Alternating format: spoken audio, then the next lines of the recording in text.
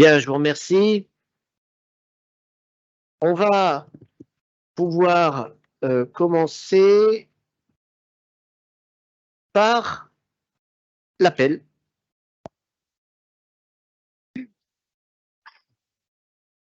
Bonsoir à toutes et à tous. Alban Fontenil, Simone Christin Lafont, Jean-Claude Garde, Quentin Paquet, Pierre-Jean Rochette, Laure Chazelle a donné pouvoir à Christophe Pochon, Claudine Cour, André Gay, Thierry Deville, Hervé Bru, Christine Bertin a donné pouvoir à Thierry Deville, Serge Desrory, Frédéric Serret remplacé par Nicolas Meunier, Marie-Thérèse Giry, Sylvie Genebrier remplacée par Alain Dumoulin, Alféo Guillotto, Valérie Goudefard, Pierre Giraud, Patrice Couchot, Marc Pellardi, Christiane Brunjari, Roland Bost. Excusez Georges Thomas, André Barthélémy, Karine Gandret, Michel Jassler, Pierre Barthélémy, Yannick Touran, Christian Cassoulot remplacé par Pierre-François Chaud, Christophe Détrat, Dominique Guillain, Valérie Alvic a donné pouvoir à François Forcher, Jean-Philippe Montagne, Pascal Roche, Serge Grandjean, Thierry Chavaron, Bernard Tranchant, Marie-Gabrielle Pfister, Thierry Missonnier, Patrick Rebestin présent, Alain Limousin, Roland Bonnefoy, excusez, Thierry Gouby, Pierre Verdier, Georges Boncompin, Daniel Dubost, René Avril, Bernard Coutançon, Christophe Basile, Christiane Bayet, pouvoir Abderrahim Bentayeb, Jean-Yves Bonnefoy, Pierre Contrino, Bernard Cotier a donné pouvoir à Jean-Paul Forestier, Géraldine Bergelet, Catherine Doublet, Jean-Marc Dufix, Jean-Paul Forestier, Cindy Giardina, Martine Grivillère a donné pouvoir à Cindy Giardina, Cécile Mariette, Gérard Vernet, Martine Matra, excusez, Stéphanie Fayard, Julien Degout, excusez, Gérard Barrault a donné pouvoir à Paul Duchamp, Michel Robin remplacé par Jocelyne Barrier, Pierre Garbille, Monique Ray, merci, Christelle Masson, Stéphanie Bouchard, ok, merci, Patrick Ledieu, Joël Épinat, merci, Marc Archer, Rachel Meunier-Favier, David Sari, Michel Jourgeon, David Buisson a donné pouvoir à Christophe Basile, Frédéric Millet remplacé par Odile Peinturier, Nicole Giraudon, Jean-Luc Daval-Pommier, Evelyne Chouvier, Paul Duchamp, Olivier Joly, Jean-Pierre Bras, Jean-Baptiste Chaussy a donné pouvoir à François Madvet, Béatrice Dauphin, René François a donné pouvoir à Ghislaine Ployet, Flora Gauthier a donné pouvoir à Gilbert Lorenzi, Alain Laurendon, Nathalie Legal, Gilbert Lorenzi, François Madvet, Pascal Pelou, Ghislaine Poyet, Carole Tavitien a donné pouvoir à Olivier Joly, Gilles Thomas, Éric Lardon, Martine Charles a donné pouvoir à Marcel Jouara, Stéphane Villard, Rambert Paillard a donné pouvoir à Quentin Paquet, Jean-Marc Dumas, Annick Brunel a donné pouvoir à Christian Soulier, André Gachet, Christian Soulier, Jean-Maxence de Monchy, excusez, Frédéric Pugnet, Pierre Drever remplacé par Nicole Pardon, Michael Miomonde, excusez, Jean-René Joindel remplacé par Marie-Pierre Barou, Jean-Marc Grange, Marie-Thérèse Gagnère, Christophe Breton, pouvoir à Thierry Gouby, Julien Ronzier, Yves Martin a donné pouvoir à Thierry Hareux, Sylvie Bonnet, Thierry Hareux, Nicole Pinet, Gérard Peslon, excusé, Alexandre Palmier, Yves Duport, Hervé Béal, Jean-Paul Tissot, remplacé par Sylvie Chevalier, Hervé Pironnet, remplacé par Thierry Maillère, et Bertrand Daval. Très bien, merci. Ok, merci. Châteauneuf qui arrive juste à l'heure.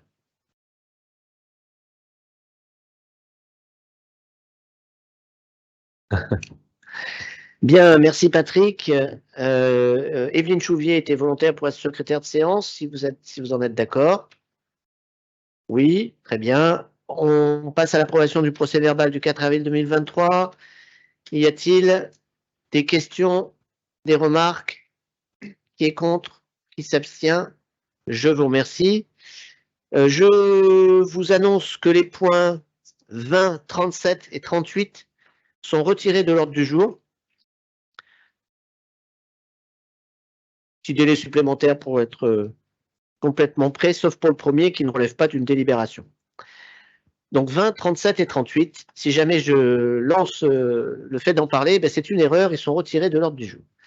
Et puis le premier point de l'ordre du jour, c'est le rapport d'activité de l'Office du tourisme. Rapport d'activité plutôt bon. Pierre-Jean Rochette. Merci Christophe. Bonsoir à tous. Alors, je vais essayer d'être assez synthétique étant donné que nous avons quand même un ordre du jour assez chargé. Tout simplement pour vous dire que le rapport d'activité de l'Office de tourisme sur 2022 est effectivement, comme l'a dit le président, très bon.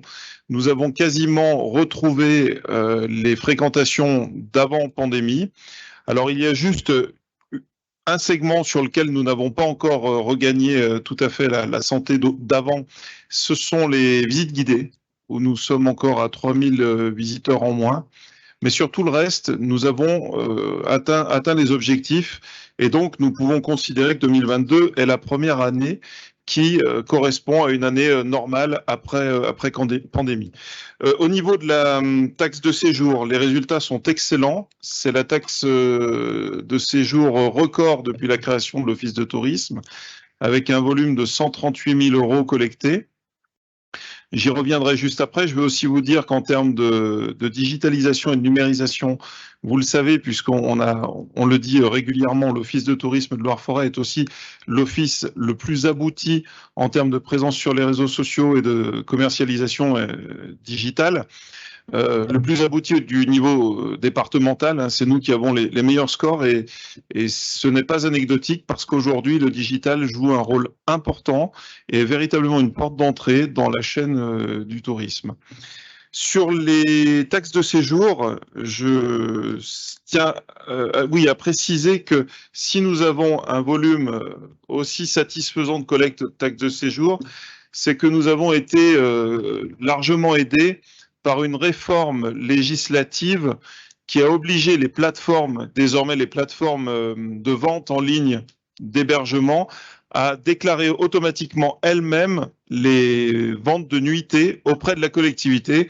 Auparavant, c'était les hébergeurs qui devaient déclarer eux-mêmes et de manière volontaire leurs nuitées auprès des collectivités et il y avait quelques oublis volontaires ou involontaires. Bon, ça c'est à voir, mais globalement aujourd'hui, avec cette réforme, nous n'avons plus de trous dans la raquette et la collecte est excellente. Sur le niveau de la taxe de séjour, nous n'augmentons pas la taxe de séjour, hormis pour une catégorie qui est la catégorie Palace, mais comme vous vous en doutez bien, nous ne sommes pas concernés sur le territoire de Loire-Forêt, ça va peut-être venir un jour, mais pour l'instant, nous n'en avons pas. Pourquoi nous le faisons? Tout simplement parce que nous nous mettons au même niveau que nos voisins, Saint-Étienne, Forest et Rouennais Agglo. Alors, vous allez dire pourquoi on bouge cette catégorie alors que finalement, ni à Saint-Étienne, ni à Forest, il n'y a de Palace. C'est parce que c'est une catégorie qui est utilisée pour les logements qui ne sont pas classés, pardon. Et c'est une imposition d'office pour les logements non classés. Le législateur a prévu d'agir ainsi pour inciter les logements non classés à aller vers une démarche de classification, puisque c'est ce que toutes les collectivités souhaitent, c'est d'avoir finalement pour l'accueil de nos touristes des établissements classés et référencés et normés en réalité. Donc cette catégorie-là peut être utilisée uniquement pour cette particularité. Donc, c'est un volume très faible, voire quasi nul sur une année sur notre territoire. Si vous avez des questions, je me ferai un plaisir d'y répondre. Sinon, s'il n'y en a pas, c'est bien aussi. C'est vous qui...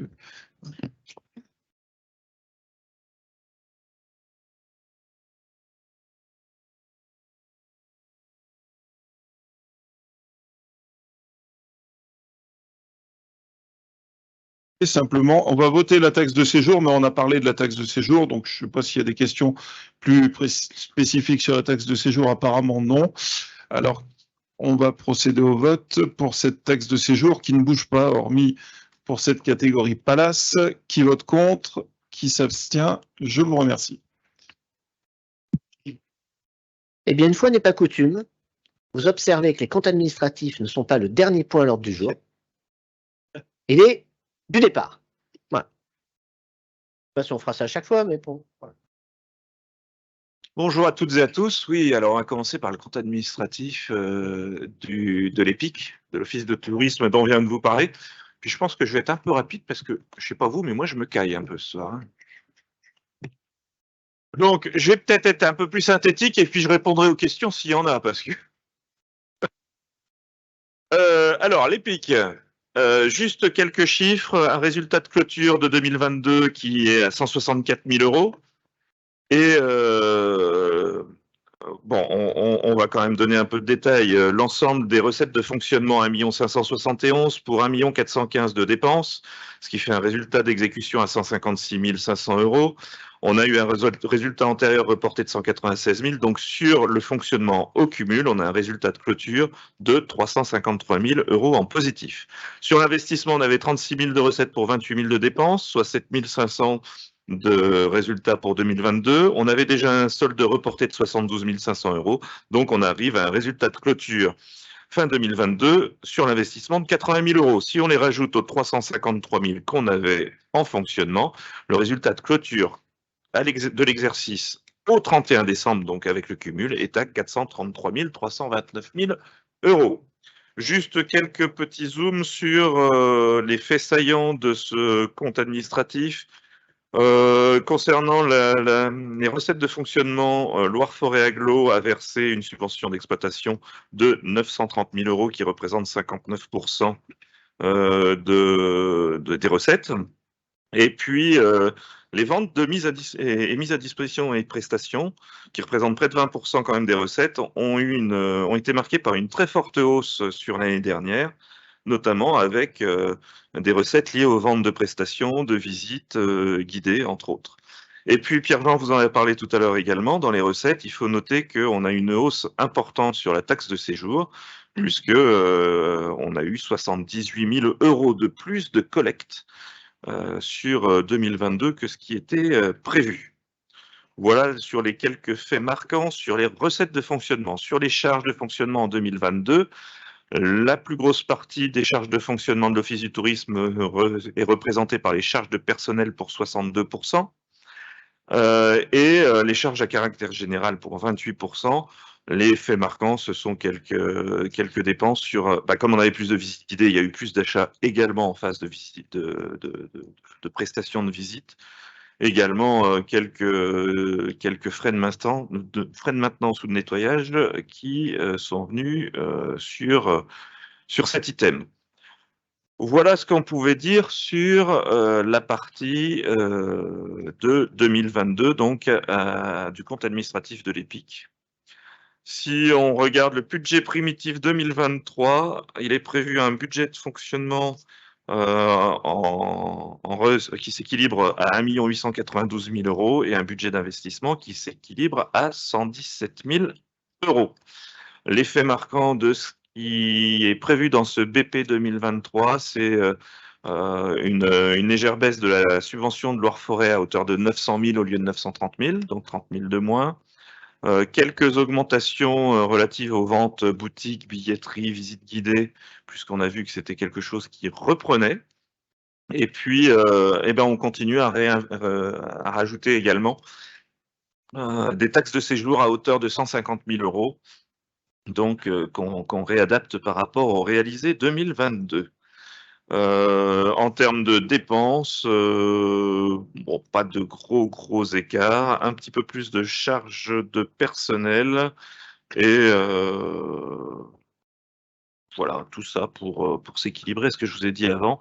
En termes d'investissement, on est sur des investissements de nouveaux logiciels pour 10 000 €, entre autres, ou de matériel informatique également, et de création d'un jeu au Château des Salois, pour quelques dizaines de milliers d'euros également. Y a-t-il des questions sur ce compte administratif de l'Office du tourisme et ce budget prévisionnel 2023? Non, il n'y a pas de questions. Tu vas pouvoir passer au vote en sachant que Pierre-Jean ne va pas participer au vote, bien sûr. Il ne peut pas être jugé parti. Hein. Il faut prendre des déontologues maintenant. Non, donc Pierre-Jean ne prend pas part au vote. Qui serait contre ce compte administratif et ce budget primitif? Qui s'abstient? Merci de cette unanimité. Le sujet suivant de l'ordre du jour concerne les admissions en non-valeur, notamment sur le budget principal. Donc, c'est la délibération numéro 4. Là, en fait, on a fait tourner les anciennes créances et on s'est rapproché du SGC. Et le taux de recouvrement sur l'année 2022 est très bon, puisque sur le budget principal, le taux de recouvrement s'est établi à 99,27%. Il est donc proposé au Conseil d'admettre en non-valeur 921 € au titre des créances éteintes, en non-valeur les créances irrécouvrables présentées par le comptable public pour 59,23 € et d'admettre en non-valeur les créances prescrites présentes par le comptable public pour 2872,37 €. Y a-t-il des questions? Non? S'il n'y a pas de questions, à passer au vote. Qui est contre? Qui s'abstient? Merci de cette unanimité. Sur le budget assainissement. Alors là également, les créances de 2010 et antérieures n'ont pas un enjeu très important. En 2022, les opérations de recouvrement des services du Trésor public ont également été assez importants. Le taux de recouvrement de 2022 s'établit à 97,74%.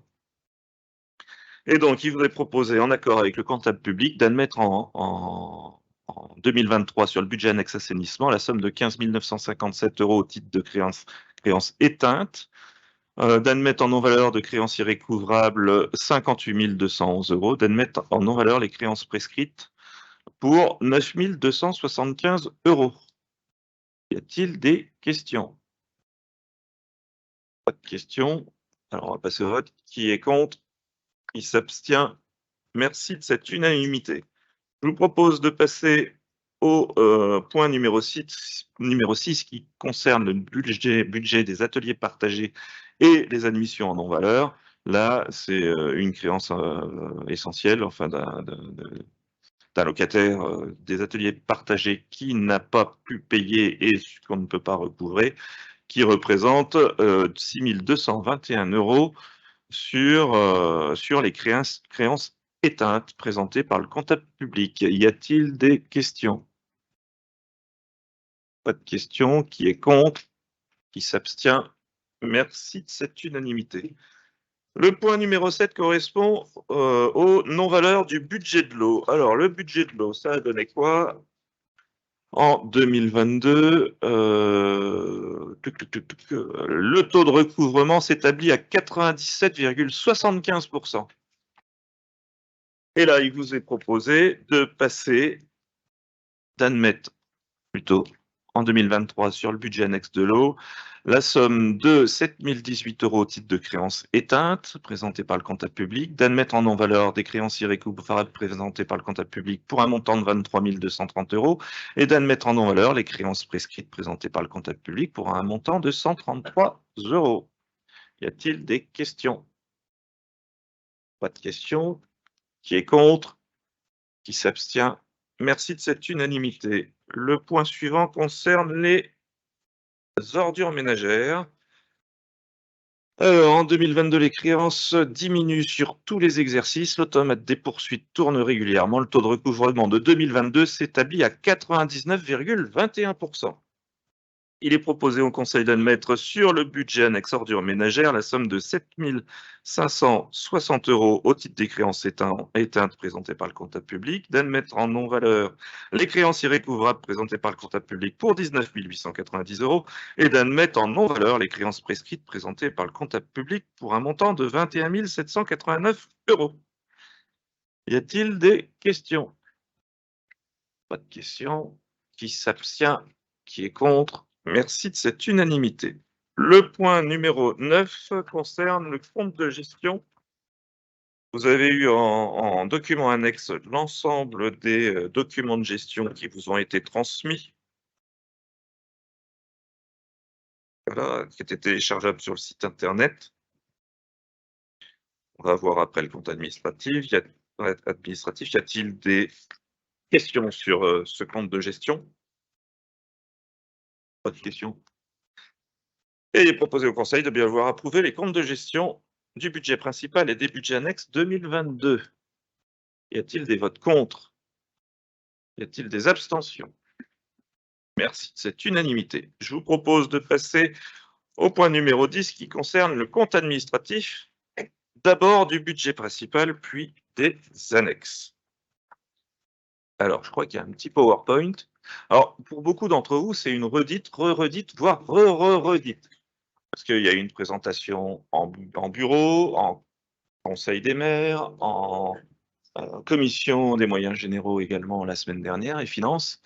Donc, on va se consacrer essentiellement aux grandes lignes, parce qu'il y a pas mal de questions qui ont déjà été posées sur ces différentes instances. Alors, si on va sur le compte administratif d'abord du budget général, les recettes de fonctionnement s'établissent à 77 millions d'euros, dont 10 millions de reports. Et les recettes sont réalisées à hauteur de 105%, donc on a fait plus de recettes que prévu. Les dépenses se sont établies à 55,5 millions, avec un taux de réalisation de 75%, ce qui nous fait un excédent de clôture de 21,5 millions. En section d'investissement, on a réalisé 33,5 millions de recettes pour 31,7 millions de dépenses. On avait un excédent d'exécution de 7 millions sur l'année dernière. Donc, et avec le déficit reporté plutôt de 2021, on avait un déficit de 5,2 millions. L'excédent de clôture à la fin de cette année s'établit à 1,783 million sur l'investissement. Les 21,5 millions de fonctionnement plus le 1,7 million dont je viens de vous parler en section d'investissement font un excédent de clôture de 23 millions à la fin de l'année 2022. Si on enlève par contre les restes à réaliser qui sont engagés en investissement, l'excédent global cumulé à fin 2022 s'élève à un peu moins de 15 millions d'euros. Alors vous allez me dire, ça fait beaucoup, mais on va donner quelques explications dans les slides qui suivent, notamment sur les rentrées dans le budget principal de fonctionnement. Je vous ai dit qu'on a fait 105% de ce qui était prévu en fonctionnement. Entre autres, on a eu des surprises dans le bon sens sur la partie recettes. C'est le camembert qui est en bas à droite, où vous voyez 38,2 millions de rentrées, entre autres, de fiscalité. Et bien sûr, cette rentrée de fiscalité, on a 1 million de plus que prévu de fraction de TVA. Alors, si on zoome sur la slide d'après, vous allez voir l'avancée dans le temps de notre fiscalité, celle qu'on choisissait. Non? Voilà. La partie qu'on choisissait, c'était la partie en bleu, notre taux qu'on appliquait entre autres sur la taxe foncière, taxe d'habitation. Taxe d'habitation a disparu. À la place, on a la fraction de TVA qui nous est attribuée. La fraction de TVA est en rouge. Vous voyez la partie, entre la partie rouge et la partie bleue. La partie bleue, c'est celle où on a la main, puisqu'on choisit le taux. Et la partie rouge, c'est celle qui nous est attribuée par l'État, la partie rouge.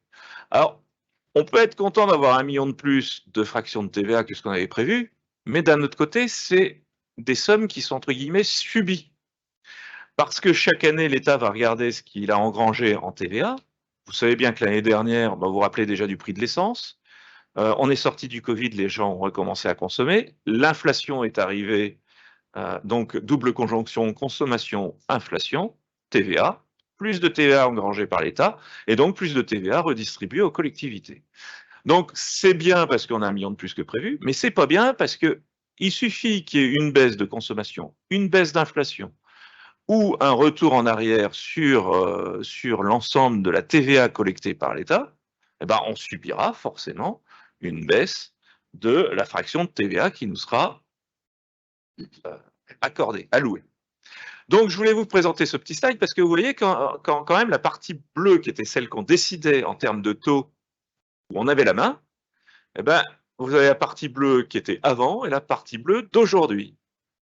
Et la partie rouge est celle qui est reversée directement par l'État, où on n'a plus la main sur les taux. Eh ben, il faut qu'on attende un petit peu la fin d'année pour savoir si on a du plus ou pas dans l'escarcelle.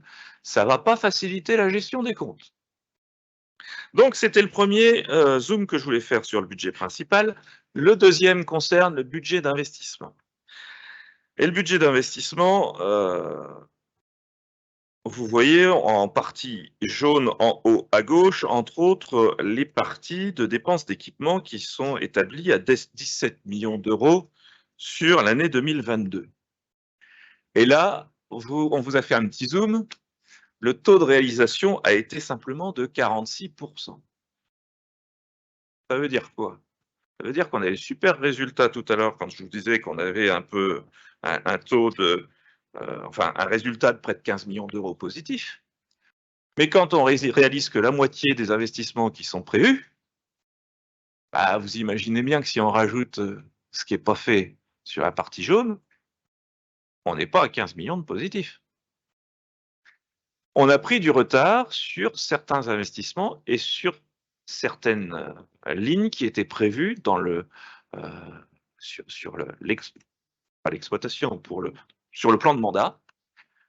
Donc, on se retrouve avec un glissement d'investissement qui n'ont pas eu lieu cette année. Le risque qu'il y a, que j'y vois, c'est que les investissements qui n'ont pas été réalisés cette année, il nous reste 3 ans avant la fin du mandat. On sait très bien qu'en fin de mandat, les uns et les autres, vous allez vouloir faire des choses.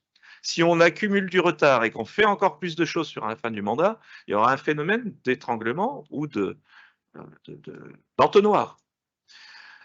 Donc, on a discuté en bureau et on a échangé avec les différents vice-présidents pour que l'ensemble, on sait qu'on ne sera jamais à 100% de l'investissement qui est inscrit, mais une réalisation à hauteur de 80% serait plus normale qu'une réalisation d'investissement à hauteur de 46%. Donc, certains décalages doivent être revus dans le temps pour ne pas accumuler du retard dans ce fameux plan de mandat. Et puis accessoirement en face, comme il y a eu moins de dépenses, il y a eu, on a diminué, on a adapté les recettes aussi, parce que la partie vert foncé qui est dans les recettes en bas à droite, qui est à 3 millions d'euros, était prévue à 4,5 millions, c'est les emprunts. On a moins emprunté, puisque de toute façon, on a moins dépensé. Voilà ce qui pouvait être dit en quelques mots sur le budget principal. Y a-t-il des questions sur ce sujet? Oui. Oh, 2 questions. Bernard. Oui, je vais redire ce que j'avais évoqué la dernière fois, c'est-à-dire que si la part des entrées d'argent incertaines est supérieure à la part des entrées d'argent certaines, c'est d'abord douteux, hein, comme fonctionne, je ne critique pas du tout l'agglo, hein, mais c'est ce qu'on implique, c'est ce qu'on inflige à l'agglo qui est douteux. C'est-à-dire que si on continue d'avoir des logiques financières comme ça, on va droit à une mise sous tutelle. Tu as raison, mais c'est ce qu'on dénonce depuis un petit bout de temps sur les changements de mode de calcul qui sont descendants aujourd'hui. D'où la nécessité d'avoir une gestion rigoureuse et, entre guillemets, un peu en bon père de famille. Parce qu'à chaque fois qu'on fait les budgets, je vous fais toujours la même rengaine, mais je dis toujours qu'on est à 120 km/h sur une autoroute, on a une nappe de brouillard, quand on la passe bien, on est content, et si on se prend un mur, c'est un peu plus compliqué. Donc le tout, c'est d'adapter sa vitesse à la nappe de brouillard et d'adapter également nos dépenses. Voilà. Après, il y avait également Alain Limousin. Non, André Bard. Non, c'est Alain. Il veut pas. Oui, ouais, ça marche, oui. Ouais, une simple question. Est-ce que vous avez analysé pourquoi il n'y a eu que 44% de réalisation sur l'investissement? Parce que, bon, on peut se poser des questions quand même. 54, on analyse, on a essayé de creuser un peu plus. Il y a certains budgets, effectivement, et certains projets qui ont été décalés dans le temps, parfois à la demande de certaines communes. Si on prend dans ces dépenses, on a les dépenses de voirie, entre autres, et essentiellement, d'ailleurs, dans ce gros décalage. Et non, il n'y a pas que ça, mais ça a il y a un poids conséquent. Il y a des choses qui ont été dues effectivement à des décalages, mais également des demandes de communes de décalage sur certains travaux de voirie. Et par contre, bah, si on cumule le tout, ça fait tout de suite des ronds. Et c'est vrai que de la voirie, eh ben, on sait que ça a un impact assez rapide sur des finances. Alors, il y a un autre point qui est pas neutre, c'est que il y a beaucoup de projets comme les projets communaux qui peuvent pas démarrer tant qu'on n'a pas reçu la notification de subvention. Et vu les gros projets qu'on a lancés, on attend les notifications de subvention. Il n'y a pas que la mouvance qu'a signalé et la tendance qu'a signalé Bernard Contenson. Il y a, excusez-moi, j'ai la voix qui est en train de partir parce que j'ai la température qui monte en même temps. Donc, Ah non, bah oui, ouais, je me suis pris, je suis en train de me prendre la crème. Là. Et je pense pas que ce soit lié au chauffage, je dois la couver depuis quelque temps, mais là, elle est en train de bien monter. Là. Peu importe. Le truc, c'est que la tendance, non seulement de maîtrise de l'État, de nos finances, c'est-à-dire la perte de libre administration de la collectivité, augmente en même temps que nous avons l'incertitude de dotation. Nos entreprises, elles sont régulièrement demandeuses de stabilité fiscale. Ça change tellement dans notre pays d'un jour à l'autre qu'on ne sait plus. Je ne vais pas vous rappeler la douloureuse histoire de notre taxe d'aménagement, mais c'est un exemple frappant d'une instabilité fiscale grandissante. Alors, il y a à la fois la perte de l'autonomie et à la fois cette instabilité de savoir si on va toucher ou pas des subventions avec des lignes qui changent, même quand les grands schémas ne changent pas. Je prends un exemple sur l'agence de l'eau. Aujourd'hui, l'agence de l'eau, on n'a pas à révolutionner le contrat qu'on avait avec l'agence de l'eau, il n'y a pas révolution de truc, mais les lignes, elles bougent et ce qui était subventionnable à un moment donné ne l'est plus. Donc, au bout d'un moment, on finit par attendre la notification parce que même si on est quasi sûr d'avoir un bout de subvention, ben, on préfère d'attendre l'écrit et du coup, ça décale un peu. Ça, c'est les communes, ce phénomène qui n'est pas neutre, et puis, clairement, des inscriptions budgétaires à un moment donné, des collègues élus ou des techniques qui sont peut-être un peu fortes, c'est-à-dire dans le souci de dire, bah, tiens, tel projet, on va afficher qu'en telle année, on va l'inscrire en totalité dans le budget, on aurait peut-être pu construire une APCP parce qu'on sait pertinemment qu'on ne va pas dépenser la totalité du budget en une seule année. Tout ça confondu, ça fait beaucoup.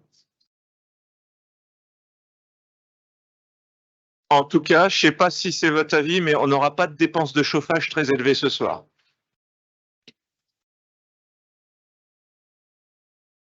Juste pour compléter, excusez-moi, aussi sur le budget d'investissement, il y a des choses qu'on avait prévues. On a inscrit les 3 millions du fonds d'aide aux communes. Or, ils ne sont pas encore consommés. On a les premiers qui ont été passés là, mais ils étaient prévus, mais pas encore engagés. Donc, ça joue à 20% de l'écart.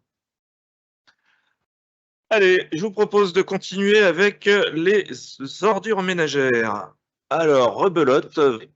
Hein, je ne vais pas voter pour l'instant, je vais tout faire voter à la fin. Parce que tu sortiras qu'une fois. Sauf si tu veux faire des allers-retours. Remarque que ça te réchaufferait un peu.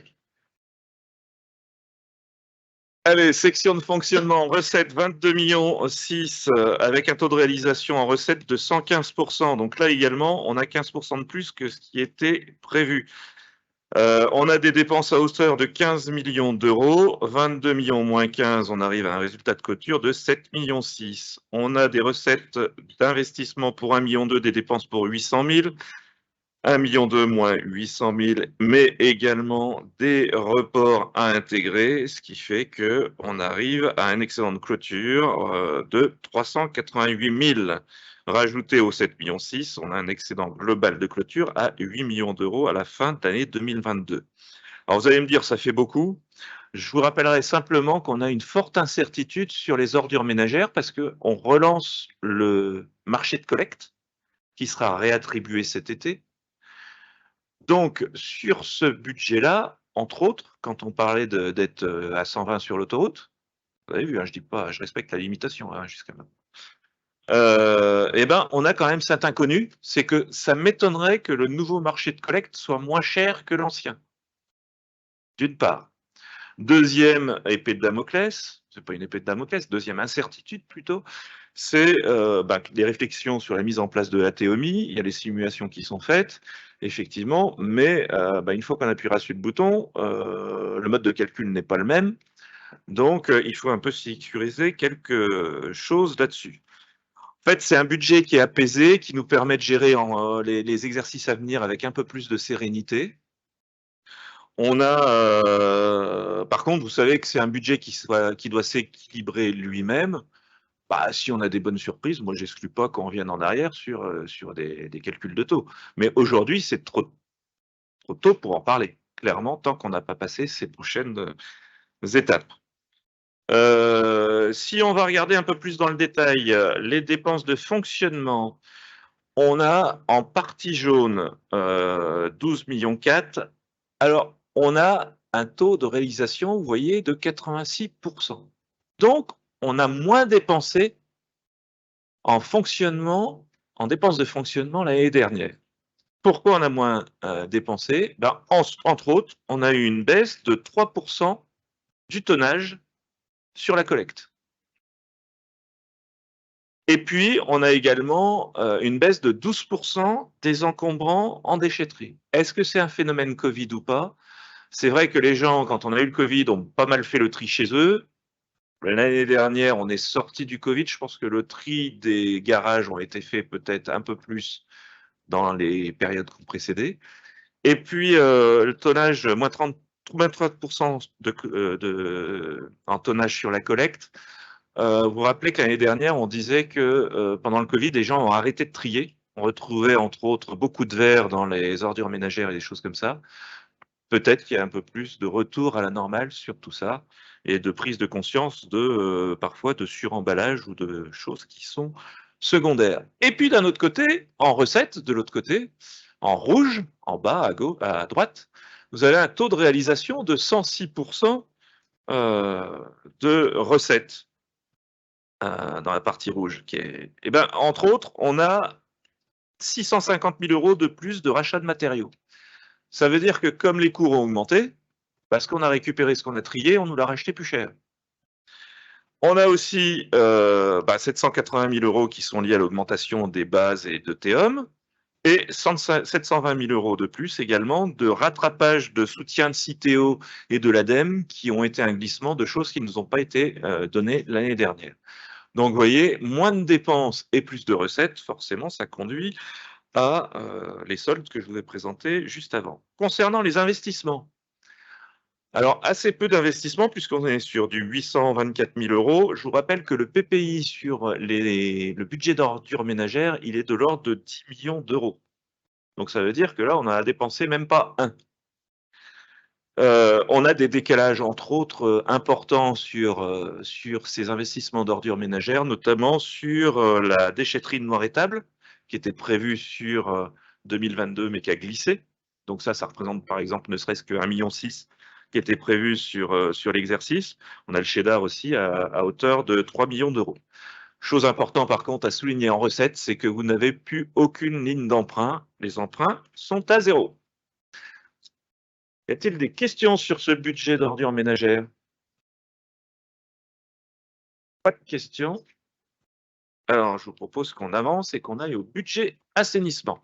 23,5 millions de recettes, dont 6 millions d'excédents reportés, avec une réalisation globale de la recette de 118% sur l'assainissement. C'est principalement dû à des non-rattachements de recettes en 2021 et au développement de la PFAC. On a 12,8 millions de dépenses. On a également moins dépensé puisqu'on est à 81% de taux de réalisation, ce qui fait que 23 millions moins 13 millions, on arrive à un résultat de clôture en fonctionnement de 10,6 millions. L'investissement, on a 22 millions de recettes pour 17 millions de dépenses, ça fait un excédent d'exécution de 4,3 millions, mais on avait moins 8,8 millions de l'année dernière, donc on arrive à une section d'investissement négative de 4,4 millions. 10,6 millions de résultats de clôture en fonctionnement, moins les 4,4 millions, on arrive à un excédent global de clôture de 6,2 millions à la fin 2022. Même exercice, si on regarde dans le détail les répartitions de recettes et de dépenses, on a également des recettes supplémentaires, je vous l'ai dit tout à l'heure, notamment de la PFAC, c'est la partie verte en bas à droite. Pour les 13,7 millions, on a notamment 1 million de plus que prévu de PFAC, des reversements, entre autres de Aqualter pour 440 000 € et de la SOR de 280 000 € qui sont des reversements en décalage.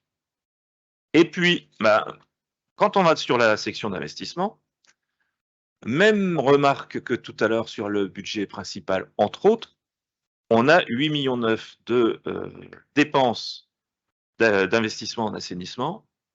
8,9 millions, vous allez me dire, c'est important, mais vous voyez que le taux de réalisation, il est proche de 50%, donc on n'a fait que la moitié de ce qui était prévu également en investissement sur le budget assainissement.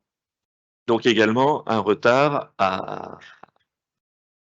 sur ces investissements à faire sur 2023 et 2024. La sanction en face sur les recettes, c'est qu'on a eu moins de recours à l'emprunt. C'est la partie vert foncé qui est en bas à droite à 12,8 millions. On a 12,8 millions d'emprunt au lieu de 18,4 millions de crédits ouverts sur la partie emprunt. Donc vous voyez que on a moins dépensé, on n'a pas emprunté. Ceci dit, avec les taux de crédit qu'il y a maintenant en ce moment, y a-t-il des questions sur le compte administratif assainissement? Alors, je vous propose de continuer avec le budget annexe eau potable. Budget annexe eau potable, 22 millions de recettes, 20,6 millions de dépenses, soit un résultat de clôture positif de 1,4 million. Une section d'investissement avec 37 millions de recettes, 32 millions de dépenses, un excédent donc d'exécution de près de 5 millions d'euros. Mais on avait un déficit reporté de 1,6 million, donc ça fait un solde à 3,3 millions. Si on rajoute les 3,3 millions ou 1,5 million du dessus, on arrive bien à un excédent global de clôture de 4,8 millions sur l'eau potable. Si on zoome plus spécifiquement sur, entre autres, les dépenses, on a moins d'achats d'eau. C'est la partie jaune qui est en haut à gauche avec 7 millions d'euros. On a à peu près 550 000 € de moins d'achat d'eau, donc 10% à peu près de l'ensemble que l'année d'avant. Soit sans doute peut-être une baisse de consommation. En tout cas, on a eu moins recours aux achats d'eau sur cette période. Et à contrario, en recette, on a un taux de réalisation en partie verte en bas à droite, qui est en taux de réalisation de 90% parce qu'on a quelques problématiques à gérer aujourd'hui sur les droits de branchement qui sont pas satisfaisants en termes de rentrée d'argent aujourd'hui. En partie investissement du budget eau potable, on a en haut à gauche les dépenses d'équipement. Alors, on a certaines écritures de transfert d'actifs de syndicats qui n'ont pas été passées par rapport à ce qui était prévu. Ça fait quand même un peu plus de 5 millions d'euros. Et puis, on a aussi un gros décalage qui représente 3,7 millions, qui est le décalage de la station du Pleuvet, qui a été reportée alors qu'elle était inscrite l'année dernière. Enfin, quand je dis 3,7 millions, ce n'est pas le coût, hein, c'était ce qui était inscrit que sur l'année, parce que le coût est bien supérieur. Mais il y a donc un décalage, encore une fois, dans le temps d'investissement par rapport à ce qui était prévu. Et également en face, vous avez des recettes qui sont pour certaines plus faibles que prévues. La partie bleu ciel, entre autres en bas à droite, qui sont les subventions et pas les subventions, les emprunts. On a fait moins de recours à l'emprunt parce que comme on ne faisait pas Pleuvet, on n'a pas engagé ce qu'on avait prévu sur ces lignes-là. Est-ce qu'il y a des questions sur l'eau potable? Questions sur l'eau potable. Alors, ce que je vous propose, c'est le budget annexe transport. Budget annexe transport, on ne va pas y passer non plus 3 plombes. Là, pour le coup, c'est un budget qui s'équilibre à 2 577 000 €. Il s'équilibre essentiellement avec une subvention qui vient du budget principal vers ce budget annexe à hauteur de 1 962 000 pour faire un résultat de clôture à 0. Et pour le coup, la section d'investissement, elle est presque anecdotique puisqu'on est autour de 3 000 € de recettes d'investissement. Bon, allez, on a indexé dans global de clôture de 12 000 € à la fin 2022. Et les deux fromages, ça ne sert à rien d'y passer. Y a-t-il des questions sur le administratif transport qui est essentiellement équilibré avec notre budget principal? Donc, vous pouvez avancer. Alors, la prospective, toujours quand on a cette présentation du compte administratif, fait un petit peu une prospective financière pour regarder ce que les années qui viennent peuvent nous réserver en émettant quelques hypothèses. Alors, vous avez en haut à gauche une prospective qui prend l'évolution de nos dépenses et de nos recettes d'ici 2026. Déjà, il y a une bonne chose, c'est qu'il n'y a pas de croisement des courbes, mais elle se rapproche quand même un peu. En haut à gauche, vous avez la prospective 2021 et remise à jour en 2022. Donc, vous voyez quand même qu'on a un écart qui s'est un peu plus créé. Effectivement, on vous a présenté tout à l'heure notre compte administratif 2022 qui est fortement positif. On a pris simplement pour faire ces courbes quelques hypothèses, c'est-à-dire que l'évolution des bases est de 7% pour cette année. Il ne faut pas se leurrer, je ne pense pas que l'année prochaine et dans les années qui viennent, ils vont continuer sur ce rythme-là. Donc, on s'est dit en 2024, on va prendre que plus 3 d'augmentation des bases, 2% en 2025 et 1% en 2026, comme si on avait un retour progressif à une augmentation des bases à peu près, on va dire, flat. On a pris une hypothèse aussi de ne plus avoir le FPIC. Et le FPIC, c'est quand même conséquent sur notre communauté d'agglo, puisque c'est 1,6 million d'euros. On a pris l'hypothèse d'avoir une stabilité de la fraction de TVA dont je vous parlais tout à l'heure. C'est-à-dire, on a dit, on ne va pas augmenter, on ne va pas diminuer, on reste avec la même fraction de TVA. Et qu'on conservait la GEMAPI au même taux actuellement, où on encaisse 1,5 million, ce qui fait cette prospective. Et si on zoome après également cette prospective pour l'épargne brute, vous avez sur cette simulation la même chose, la prospective qui vous était présentée l'année dernière et la prospective qu'on vous présente cette année avec ces simulations. Vous voyez à gauche qu'on arrivait sur des 2025-2026 très largement en dessous de 10% d'épargne brute. Là, avec ces hypothèses, progressivement, on passe à 13, 11, voire 8,7%, mais une épargne brute meilleure que ce qui était présenté l'année dernière. En clair, si on veut rester sur le même niveau d'épargne brute qu'actuellement, il est crucial pour nous de garder le FPIC, parce que en gros, c'est le 1,6 million de FPIC qui nous fait cette dégradation d'épargne brute. Et là aussi, je vous le dis, chaque année, c'est un peu la boule de cristal parce qu'on n'est pas très loin du niveau de flottaison de j'ai pas.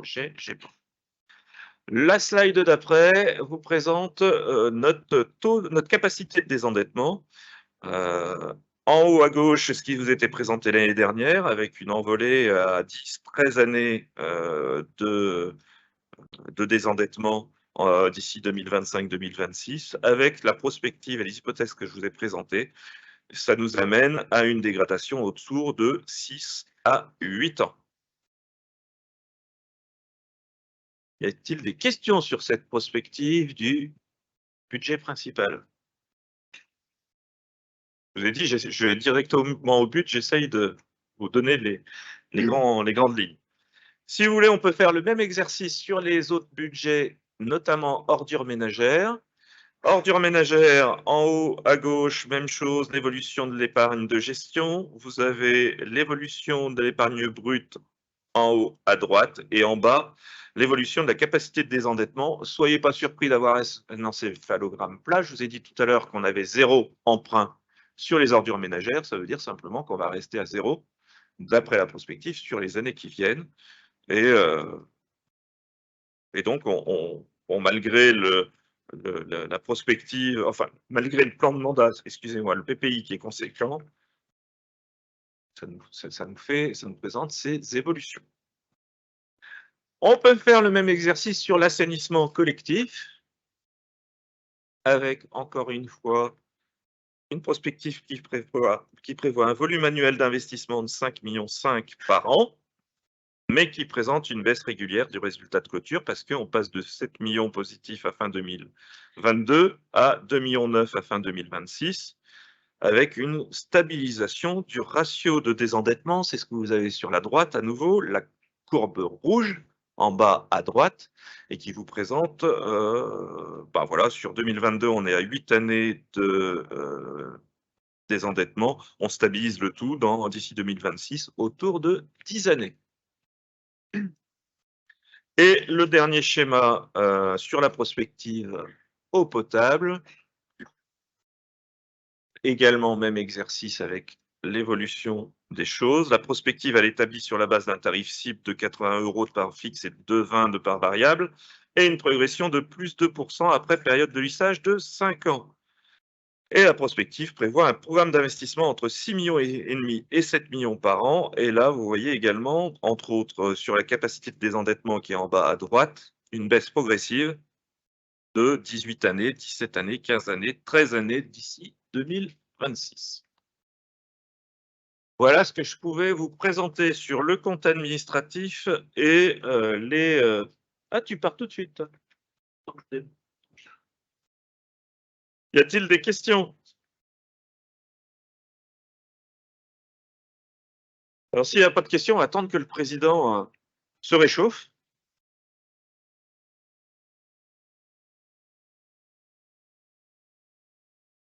Est-ce que je fais un vote groupé de tous les comptes administratifs ou que je fasse un par un? Est-ce que vous voulez que je le fasse un par un ou que je fais un compte global? Global? Alors, plutôt, est-ce qu'il y a une opposition pour que je fasse un vote global? S'il n'y a pas d'opposition, donc on peut faire un vote global. On va le prendre comme ça. Donc, qui est contre ce compte administratif? Qui s'abstient? Une abstention. Jean-Pierre Bras. Ben merci. On peut appeler le président pour qu'il revienne. S'il pouvait appuyer sur le bouton en passant pour éviter la ventilation. Pardon? Alors, on m'a expliqué que soi-disant c'était une GTC, que c'était un programme et que le programme était lancé pour qu'on ait une température constante. Mais je crois qu'ils ont dû...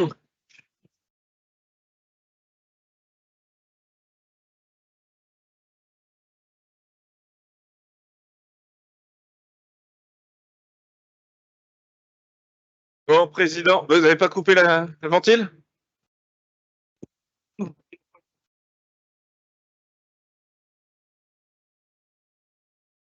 Non, mais en fait, on avait dit 19 degrés dans tous les bâtiments intercommunaux. On s'applique la règle, mais je pense que là, on doit être un peu moins quand même. Hein.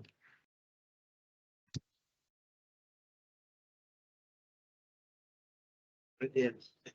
Ça fait des questions. Non, c'est bon, j'ai fait. Le DM. Ah. Ah. Tu les détailles pas?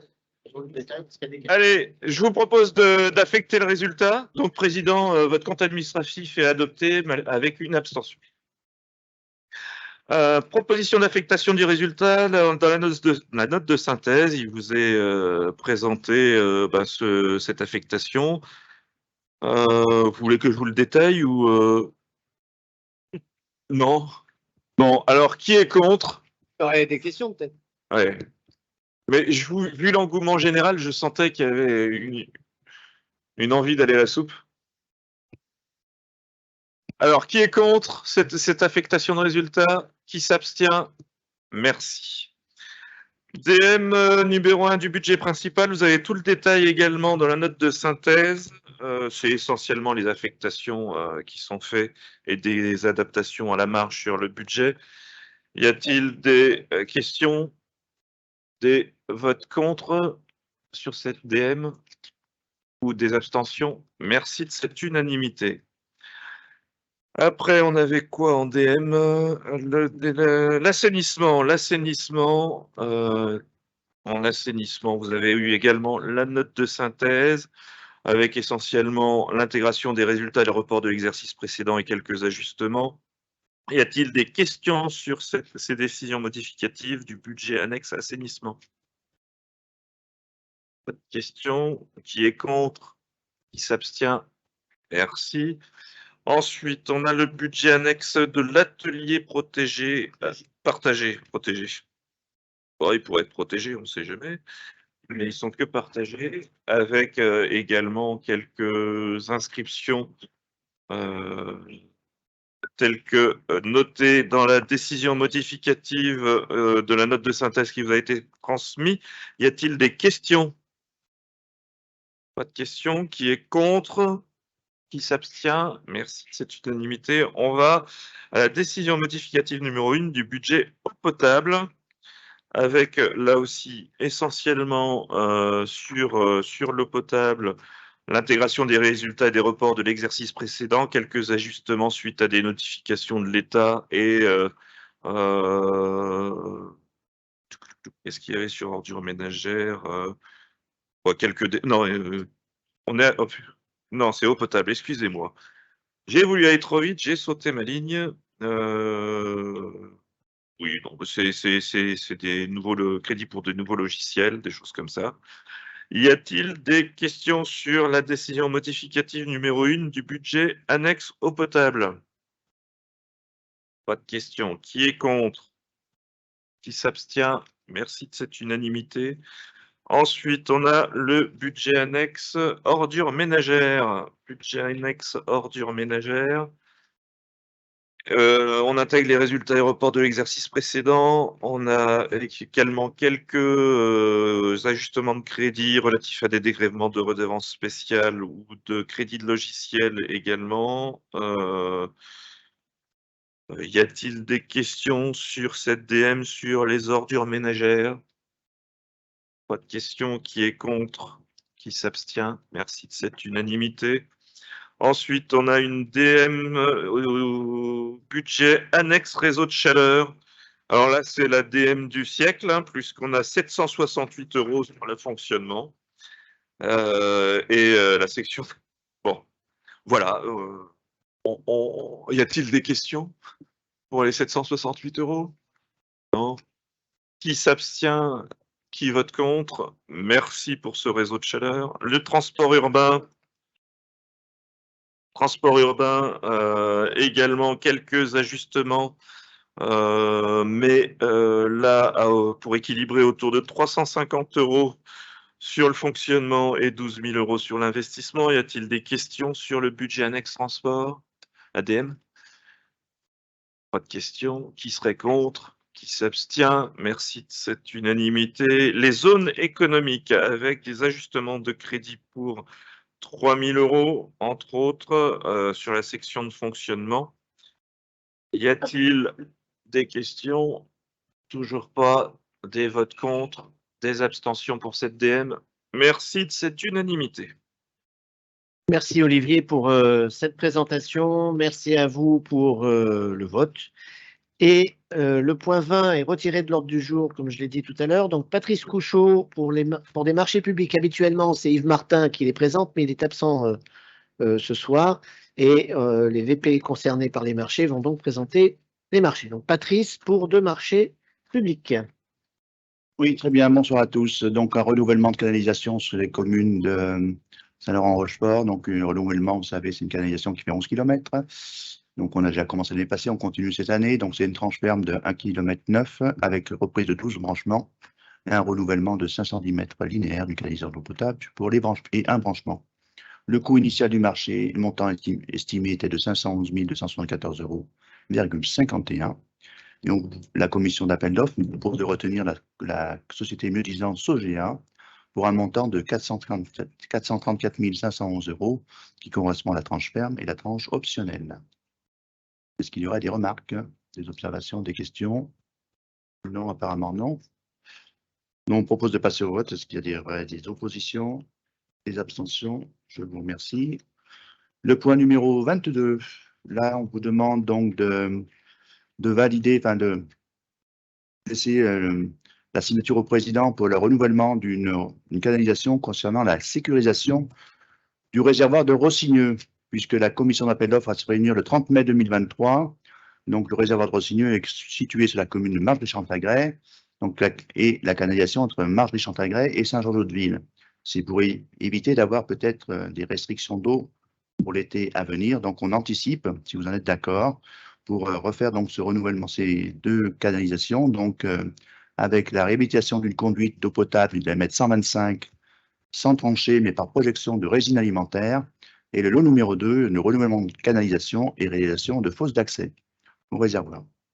Est-ce qu'il y aurait des abstentions pour anticiper et valider le choix de la CAO? Il n'y a pas de question d'abord? Oui, non. Donc vous êtes frigorifié. Donc, est-ce qu'il y a des gens qui seraient contre? Qui s'abstiennent? Je vous remercie pour la confiance que vous avez à la CAO. Je passe la parole à Thierry. Merci Patrice, et on passe à l'assainissement avec Thierry Hareux. Bonsoir à tous et à toutes. Alors, le premier marché, c'est les travaux d'assainissement et d'eau potable sur la rue du Grand Port à Saint-Just-Saint-Rambert. On n'est pas acheté par notre marché subséquent, donc on a interrogé les 3 sociétés qui avaient été retenues, Sogea, SMTP et Cholton. La commission d'appel d'offres s'est réunie donc le 9 mai. Le montant estimé du marché était de 410 000 et la commission a retenu la société SMTP qui était la mieux disante pour un montant de 342 948,32. Y a-t-il des questions? Nous allons passer au vote. Qui est contre? Qui s'abstient? Merci pour l'unanimité. La deuxième, c'est l'acquisition la mise en œuvre d'un logiciel de facturation et de gestion des usagers d'eau potable et d'assainissement. Donc là, c'est pareil. Les critères de jugement étaient de prix de la prestation à 30% et la technique à 70%. La durée du marché était de 48 mois. La commission d'appel d'offres s'est réunie le 25 avril 2023. Le présent marché se décompose d'une partie prix forfaitaire, tranche ferme et tranche optionnelle, et une partie sur un marché à bon de commande à 50 000 €. L'estimation du marché était de 620 000 €. Et c'est la société Sommeil, société méditerranéenne d'études et d'informatique qui est à Marseille, qui était retenue pour un montant de 499 645,88 pour la partie forfaitaire et 50 000 € pour la partie du marché à bon de commande. Y a-t-il des questions?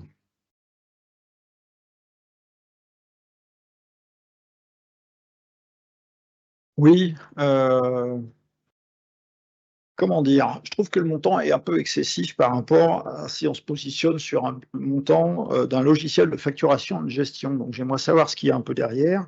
Je vous donne un peu mon analyse, hein, c'est que j'entends qu'on regroupe l'assainissement, l'eau, et puis qu'il y a une relation client derrière.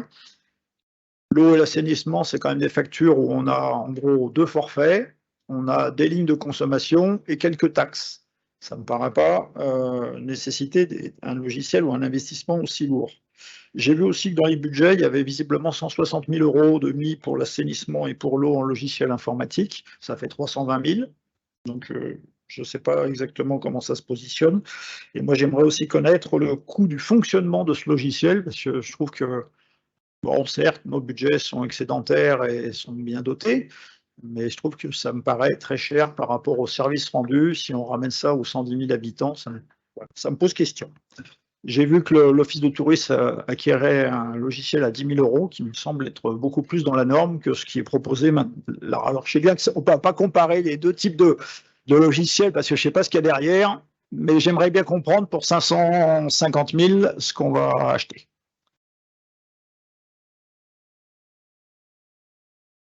Alors, on propose surtout un service à nos habitants qui va être, enfin moi je l'ai vu plusieurs fois ce logiciel, et 500 000 €, oui, ça peut être cher ou pas cher, c'est suivant ce qu'on met en face, quoi. Et là, on va mettre quelque chose en face qui va être très très bien, mais vraiment très bien. Alors, pour répondre au coût, là maintenant, c'est 70 000 € par an. La répartition, elle sera de 70% pour le prix, là, il sera réparti à 70% pour l'eau et 30% pour l'assainissement. On va avoir je ne vais pas aller dans le détail parce qu'on pourrait y passer quelques heures, mais on va avoir des applications sur les mobiles pour nos agents pour faire de la relève en temps réel. On va limiter les déplacements pour les déménagements, emménagements. On va vraiment avoir quelque chose de très bien. Après, on va avoir qu'une seule facture pour l'assainissement. Alors, vu comme ça, oui, c'est facile de faire une facture. C'est un peu plus complexe que ça, surtout en liaison avec ce qu'on veut mettre en place au niveau des prélèvements mensuels, au niveau de la trésorerie. C'est pas, je claque des doigts, j'ai une petite facturation au BP à 500 €. C'est pas du tout ça, hein. Là, c'est vraiment quelque chose de très pointu. Donc oui, ça va coûter 500 000 €. On a fait le choix d'aller dans quelque chose qui est très bien, en sachant qu'aujourd'hui, on a à peu près 30 000 usagers, enfin 30 000 foyers qui vont s'en servir. On pourra monter au maximum. Enfin, aujourd'hui, on a des régies et puis on a de la délégation. On pourra aller, si on veut, tout en régie pour tous les abonnés de Loire Fort Agglomération, si on fait le choix de garder tout en régie. Donc, on va avoir vraiment un logiciel qui sera très bien. Et aussi, on va avoir des fonctions pour les usagers qui vont être très, très ludiques. Et c'est ce qu'on n'a pas aujourd'hui, quoi. Donc, oui, ça peut être cher. Moi, je trouve que si on veut avoir quelque chose, il faut mettre les moyens à un moment donné si on veut avoir quelque chose qui soit bien. Donc, on va mettre les moyens et on va avoir quelque chose qui sera très bien.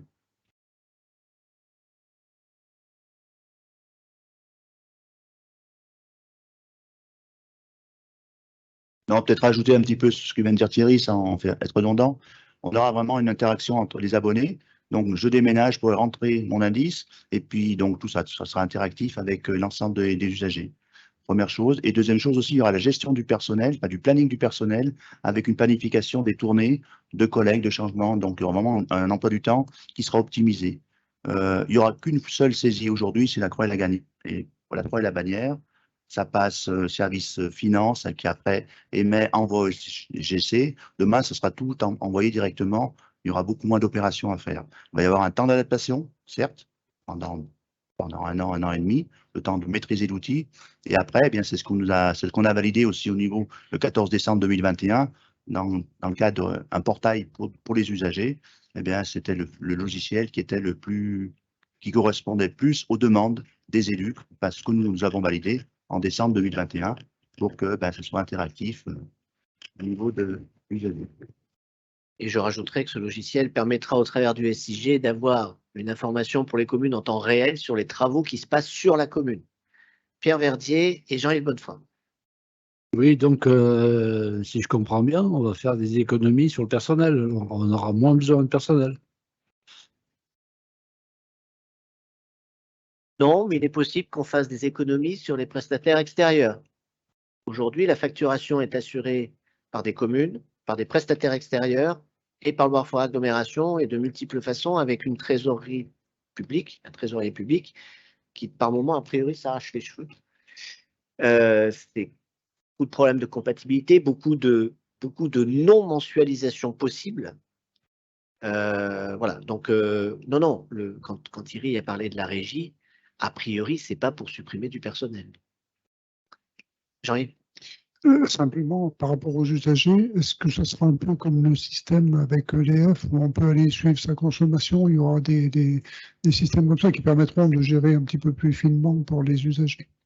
Exactement, avec des alertes s'il y a des surconsommations et autres.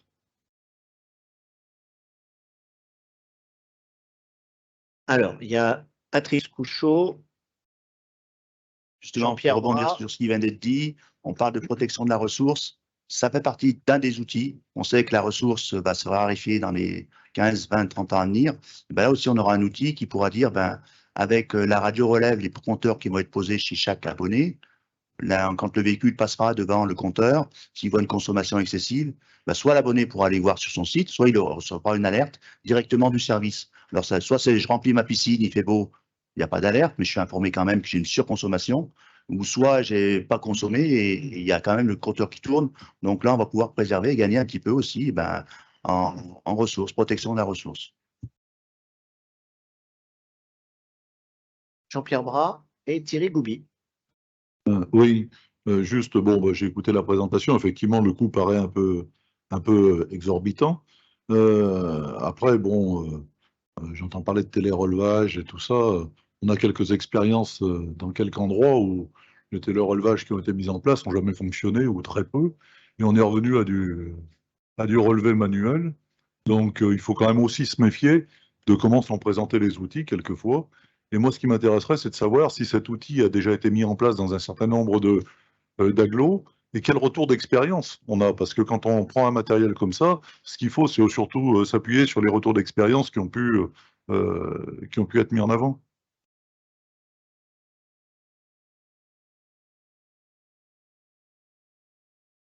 Oui, juste pour comprendre, quand on dit logiciel de facturation, et là vous nous parlez de relevé de compteur, je pense que le prix du changement des compteurs n'est pas inclus dedans, et dans la relation à l'usager et à un certain nombre de services, il y a pas mal de choses. La perception que j'en ai, c'est qu'on s'achète quand même j'allais dire une Rolls-Royce, quelque chose qui est quand même globalement, qui doit répondre à un certain nombre de fonctions au-delà de la facturation, il me semble, hein, et que par rapport à ça, je trouve qu'il aurait été préférable peut-être de démarrer doucement sur ce type d'objet, enfin de mise en place de logiciels avec des options qui se rajoutent derrière. Je suis allé voir effectivement le site de la société qui a été retenue, hein, visiblement c'est des gens qui travaillent très bien, je ne remets pas en cause l'outil et le fonctionnement. J'ai quand même un petit peu quelques craintes sur la façon dont on se dote d'un outil complexe à mettre en place et qu'on veut tout faire d'un coup. Voilà ma réaction par rapport à cette et ce qui expliquera mon abstention sur le vote.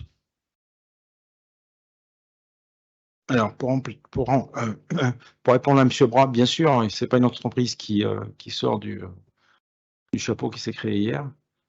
Elle fait Saint-Nazaire, à Lyon Sud-Est, à Marseille, et à Pau, à Valence, je crois aussi. Donc oui, c'est déjà testé quelque part et oui, ça marche. Et ça marche même très bien. Donc c'est pour ça qu'aussi on les a retenus. C'est une entreprise qui fait 20 millions de chiffre d'affaires et qui a 140 personnes. Donc c'est pas non plus une entreprise qui va s'arrêter demain, enfin j'espère pas. Et après, il faut savoir ce qu'on veut mettre en face aussi d'un prix, hein. Si on veut une qualité de service et on veut proposer des choses aux usagers, bah, il faut à un moment donné investir. Et c'est le choix qu'on a fait, c'est d'investir fort pour avoir quelque chose de très bien. C'est un choix qui a été fait et je voudrais insister là-dessus parce que j'ai entendu des choses qui m'ont surprise avec des échanges avec nos propres agents, avec la propre technicité de nos agents, de nos ingénieurs et de ceux qui travaillent aujourd'hui sur les logiciels. Et évidemment, vous imaginez bien que sur un sujet comme ça, l'avis technique de nos agents qui facturent, des professionnels qui travaillent, bah, il est relativement important et on avait le choix, hein. On a vu la démonstration, enfin, les équipes qui ont travaillé là-dessus et les élus qui ont travaillé sur le dossier ont vu la démonstration des logiciels. En l'occurrence, il n'y a pas photo. Sur les inquiétudes de est-ce que on va l'utiliser pleinement? Ben, c'est le but. Est-ce qu'on veut faire tout d'un coup? Ben non, c'est 2025, le temps de monter tout ça. Le SIG, le service informatique, il n'est pas, il ne va pas d'un claquement de doigts monter tout ça. Il y a des formations à faire. C'est tout un travail d'organisation qui est extrêmement important et qui était éminemment demandé par nos usagers. Il ne se passe pas beaucoup de temps sans que vous soyez vous-même interpellé sur les facturations d'eau. Regardez le nombre d'abonnés aujourd'hui qui sont sur des estimations et quand arrive le réel, il y a des écarts relativement importants parce qu'ils n'ont pas été relevés suffisamment importants. Et je ne dis pas que c'est Loire Forêt qui a tort ou qui a raison de relever ou pas relever, puisque ce n'est pas forcément nous qui relevons, c'est très souvent les prestataires de services. Donc voilà, un sujet qui devrait, oui, on y met de l'argent, c'est incontestable, mais c'est un choix en responsabilité, je pense. Et puis, ce n'est pas parce que les comptes administratifs sont bons que l'on le fait. Ce n'est pas une opportunité pour le faire à ce moment-là. Je dirais même que plutôt que dans le contexte aujourd'hui où il y a une explosion de l'énergie, où il y a une explosion des coûts de travaux, où il y a une explosion de l'inflation, et où on se prend tout ça en tant que collectivité, vous le subissez, et que l'aglo arrive à dégager un fonds de soutien de 3 millions, et qu'à l'arrivée, vous voyez les perspectives qui s'améliorent et le désendettement de l'aglo qui s'améliore, moi j'ai plutôt tendance à dire aujourd'hui que moi j'ai tendance à faire confiance à ceux qui gèrent aujourd'hui financièrement cet aglo et la façon dont les compétences sont menées sur l'assainissement et l'eau, et que ce choix-là, on a tous envie qu'il soit le bon, et je serai le premier à déplorer d'avoir foutu 500 000 € dans un logiciel, soit dont on ne sait pas se servir, soit qui n'apporte pas satisfaction, soit qu'il ne soit pas à la hauteur de ce qu'on veut. Et je serai le premier à le dire, et je serai premier à retourner voir la société qui s'engage elle-même à fournir un certain nombre de choses. Mais voilà, je ne voudrais pas. C'est un choix, c'est vrai, c'est un choix assumé de doter cette collectivité d'un outil qui devrait permettre de travailler de façon beaucoup plus efficiente, et des économies, oui, seront faites, des économies d'échelle, et je le redis, pas de personnel en l'occurrence sur ce domaine-là.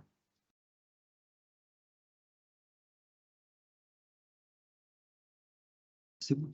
Oui, je voulais demander, est-ce que tout ce qui a été déjà installé, toutes les initiatives qui ont été prises jusqu'à maintenant dans ce domaine vont toutes dans la même cohérence de matériel? Bon, ça c'est quand même une chose qui nous rassure de le savoir. Bon, c'est peut-être le fait de le redire. Et est-ce que toutes ces installations ne vont pas générer des frais de fonctionnement qui vont être accrus, comme l'obligation, par exemple, de changer des compteurs qui envoient des messages ou des choses comme ça? Est-ce que ça se gère tout ça?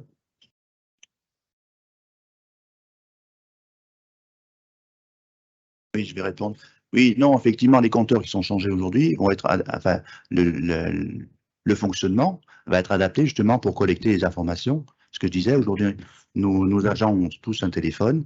Demain, ils auront un téléphone qui sera boosté avec les capacités. Donc, intervention, je vais cliquer sur où je suis, si je relève ou si je fais une casse. Ça va être écrit sur les SIG, donc on saura qu'on est intervenu tel jour, telle heure sur la commune de Montarcher. Et en même temps, donc on enverra aussi, on aura la possibilité d'envoyer une information aux abonnés qui vont être concernés par une coupure d'eau. Alors aujourd'hui, on va dire, on a une coupure d'eau sur la rue du 11 novembre. Ok, très bien. Mais ça peut avoir impacté sur 2 communes, 3 communes. Vraiment, tous les compteurs seront référencés, géoréférencés. Et on sait que si on a une casse ici, il y aura un impact sur 2 ou 3 communes. Sauf qu'aujourd'hui, on ne sait pas forcément faire. Voilà. C'est un exemple. Un des exemples. Il y en a beaucoup d'autres. Ouais, et juste avant de passer au vote, donc le déploiement, on voudrait que ça soit bien mis en place sur le premier semestre 2025. Et la deuxième chose, c'est qu'on va avoir une base de données très importante qui va pouvoir aussi nous servir aussi pour d'autres services quand on va mettre en place, par exemple, la TOMI. Donc c'est pas ça va aussi dans ce que tu disais, Bernard, pour aller répondre à d'autres choses. Donc s'il n'y a pas d'autres questions, nous allons passer au vote. Qui s'abstient? Et contre? Merci. Donc, je continue après avec une décision sur l'assainissement. Donc, c'est dans notre réflexion de la revalorisation de nos boues qu'on sort des stations d'épuration. On a lancé un marché avec le ciel, enfin une étude avec le ciel pour voir à terme qu'est-ce qu'on allait faire de ces boues. Donc là, c'est pour autoriser en fait le président à signer la convention avec le ciel. Le coût global de cette étude est de 53 100 et ce qui revient à l'agglo, c'est 5 137,50. Donc, il vous est proposé ce soir d'approuver la convention de financement entre le ciel, le Loire Forêt, la communauté de communes de Forest, le syndicat mixte des Trois Ponts, donc, qui gère la station d'épuration d'Andrézieux, Saint-Just-Saint-Rambert et Bonson, et Loire Forêt, et d'autoriser le président ou son représentant à la signer, cette convention. Y a-t-il des questions? Nous allons passer au vote. Qui s'abstient? Et contre? Merci pour l'unanimité. Bien, on poursuit le tandem. Patrice Couchot. Un petit peu d'administratif. Donc, le 30 janvier 2023, nous avons validé la sortie du SGEV. Le 22 février 2023, le SGEV a délibéré pour valider notre délibération du 30 janvier. Et aujourd'hui, je vous invite à valider la délibération du SGEV. Si, c'est vrai. Il faut valider la délibération du SGEV du 28 février, voir si on est toujours d'accord pour ce qu'on leur a demandé au mois de janvier. Est-ce que ça amène des commentaires? Je pense au moins des sourires, c'est clair. Voilà, est-ce qu'il y a des gens qui seraient contre et qui s'abstiendraient? Je vous remercie. Donc, je passe au point numéro 27. Donc, des travaux de renouvellement ont lieu actuellement sur le centre-bourg de la commune de Mornan-en-Forêt.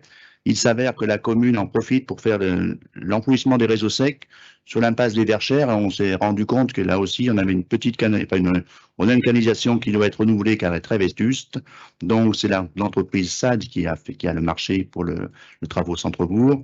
Et je vous invite donc à valider éventuellement un avenant au marché d'un montant donc de 22 151 € sur un coût global de travaux de 576 121 €.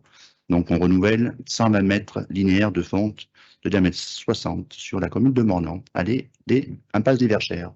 Est-ce qu'il y aura des oppositions pour cet avenant? Ou des questions? Pas de questions, pas d'opposition, pas d'abstention. Merci à vous. Suis avec Éric Lardon pour un complément de règlement. Merci, Président. Oui, il s'agit donc de prévoir dans le cadre du schéma directeur, enfin dans le règlement du schéma directeur cyclable, la possibilité de financer les voies centrales banalisées, qu'elles soient définitives ou qu'elles soient en période de test. Donc ça passe par une délibération pour approuver ce complément d'intervention. Je ne sais pas si ça suscite des observations ou des questionnements. Y a-t-il des oppositions, des abstentions? Je vous remercie. Et puis, nous passons au tarif de 6 étoiles par Evelyne Chouvier.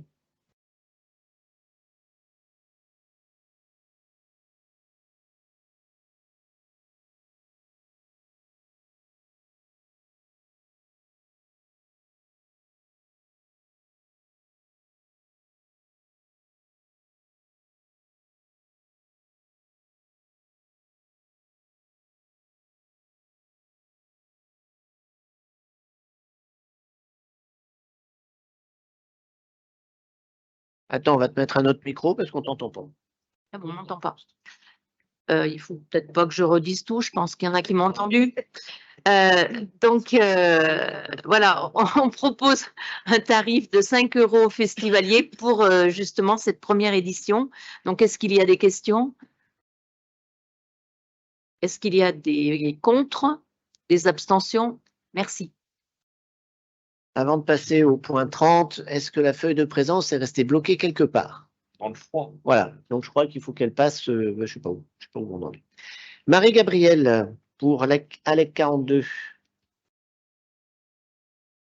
Alors, il s'agit de l'adhésion et de la convention financière avec l'ALEC 42, qui est l'Agence locale de l'énergie et du climat pour l'année 2023. Pour rappel, l'ALEC intervient sur notre territoire avec les missions suivantes: le service info énergie, la plateforme de rénovation Rénovaction 42, l'accompagnement des acteurs économiques avec le dispositif EDEL et l'accompagnement des démarches territoriales de Loire-Forêt, le PCAET, TEPOS, les mobilités. Il est proposé au conseil communautaire d'adhérer pour l'année 2023. L'adhésion, c'est 1 569,71 € et d'octroyer une subvention d'un montant de 78 053,19 € à ALEC 42 pour la réalisation de son programme d'action 2023, ce qui fait donc un total de 79 622,90 € et on vous demande d'autoriser le président à signer cette convention. Y aurait-il des questions? Sinon, qui est contre? Qui s'abstient? Merci pour cette unanimité. Merci, Marie-Gabrielle. François Mathieu pour des ombrières photovoltaïques. Merci, Président. Bonsoir à toutes et à tous. Donc, il y avait eu une délibération du Conseil communautaire de Loire-Forêt le 12 novembre 1919 qui déléguait le ciel pour sa compétence sur les équipes. 2019, excusez-moi, je suis frigorifié. J'ai dit combien? Ah, 1919, non. 2019, excusez-moi. Je suis frigorifié. Donc,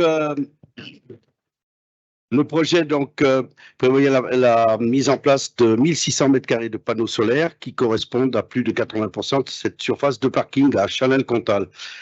Une convention d'ailleurs sera mise à disposition du foncier et sera établie entre Loire-Forêt Agglomération et le ciel avant l'été 2023. Ce marché lancé dans un premier temps a révélé un coût qui ne permettait pas l'équilibre du projet et le syndicat a tout de même souhaité poursuivre ce projet et prendre le surcoût à sa charge. Donc aujourd'hui, il faut qu'on délibère pour préciser que le projet a été modifié, notamment sur le point précis de la réalisation des travaux, malgré l'absence d'équilibre budgétaire, et d'approuver la délégation au ciel pour sa compétence optionnelle et d'autoriser le ciel à assumer cette maîtrise d'ouvrage. Est-ce que ça pose des questions? Non. Alors, qui est contre? Qui s'abstient? Une abstention. Et je vous rassure, on est bien en 2023. Merci François de ce rappel. Patrick Romestin pour des sujets de ressources humaines. Tout d'abord avec la création de 2 postes. Le premier poste, c'est un poste de technicien informatique pour le SIG que nous avons évoqué précédemment sur la délibération concernant l'acquisition du logiciel eau assainissement.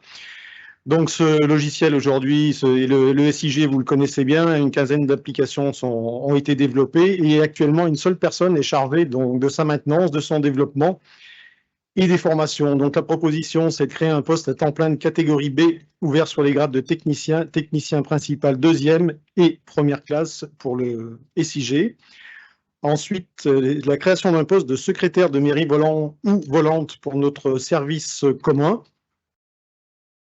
Notre service est confronté, comme toutes les communes de France, donc aujourd'hui à des difficultés de recrutement et surtout au niveau des modalités de remplacement en cas d'absence de nos agents. Nous avons engagé une réflexion sur la création d'un poste de secrétaire de mairie volant ou volante. Nous avons travaillé avec un groupe d'élus représentatifs des communes adhérentes du service.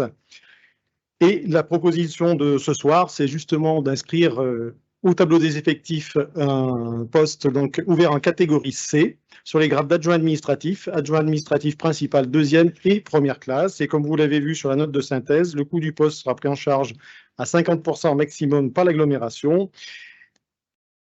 Et voilà, pour les heures et pour les adhérents bénéficiaires sur les heures d'emplacement au tarif de leur commune. Et s'il y a un reliquat, le reliquat se partagera au prorata du volume horaire annuel conventionné avec les communes. Ensuite, on est sur des suppressions-créations, comme vous avez pu le voir. Le premier, c'est un poste de chargé de mission planification. Il est proposé de supprimer le poste catégorie A et de l'ouvrir en catégorie B sur les grades cités sur la note de synthèse. Le deuxième, c'est le poste de conducteur d'opération urbanisme opérationnel. Là aussi, suite à une vacance de poste, il est proposé de supprimer le poste en catégorie A et de l'ouvrir en catégorie B. Ensuite, un poste de responsable du service économie circulaire et transition énergétique. Là aussi, suite à une vacance de poste. Le poste à l'origine avait été créé en catégorie A. L'agent avait été accueilli en catégorie B et maintenant, là, c'est l'inverse. On propose de supprimer le poste de catégorie B et de créer un poste de catégorie A. Ensuite, le poste de responsable du service ADS. Ça, c'est à la suite de réussite au concours d'attaché. Donc, la proposition, c'est de supprimer le poste de catégorie B et de créer un poste de catégorie A. Ensuite, c'est une suppression de poste de secrétaire eau potable, tout simplement lors de la réorganisation du service dans le cadre de la compétence eau fin 2021. Il avait été décidé de renforcer la partie administrative en créant un poste. Or, aujourd'hui, les besoins identifiés sont des 0,5 équivalents temps plein sur la zone nord basée à Saint-Georges-en-Couzan et sur le secteur sud basé à Saint-Marcelin. Il sera proposé donc de supprimer ce poste afin de pouvoir, dans la suite, créer 2 postes à mi-temps en catégorie C. Ensuite, la suppression du poste de chargé d'opération mise en œuvre des politiques de l'habitat en catégorie B. Là, c'est lors de la mise en œuvre du service commun projet urbain. Donc, un travail avait été mené sur les missions et le niveau de responsabilité des agents. Et dans ce cadre-là, il vous est proposé de supprimer le poste de catégorie B et de créer un poste de catégorie A sur le grade d'attaché. Ensuite, des modifications de temps de travail des postes 108 et 177. Ça, c'est suite là aussi à une réflexion d'ensemble sur l'organisation des équipes nord du patrimoine, principalement l'équipe verte atelier chantier d'insertion de Noiretable et l'équipe patrimoine du secteur de Bouin.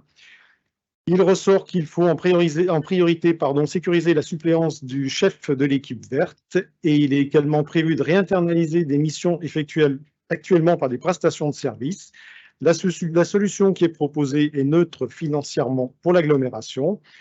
Et dans ce cadre-là, il vous est proposé d'augmenter le temps de travail de 0,5 ETP à 1 ETP du poste d'agent technique de l'équipe patrimoine de Bouin et d'augmenter le temps de travail de 0,5 à 0,75 du poste d'agent technique de l'équipe verte ACI.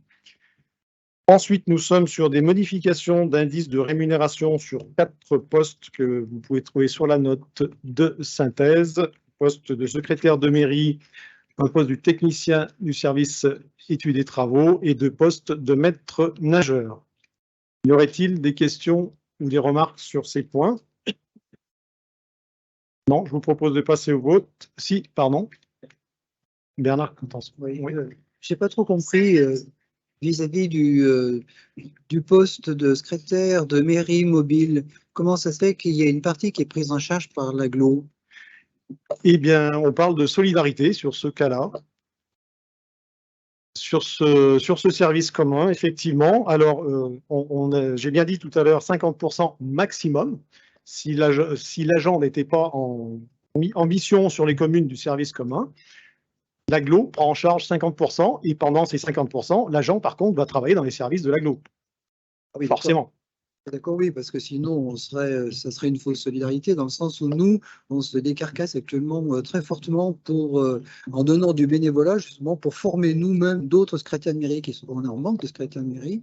Et donc, il y aurait quand même un jeu de fausse solidarité. Tout à fait. On est bien d'accord.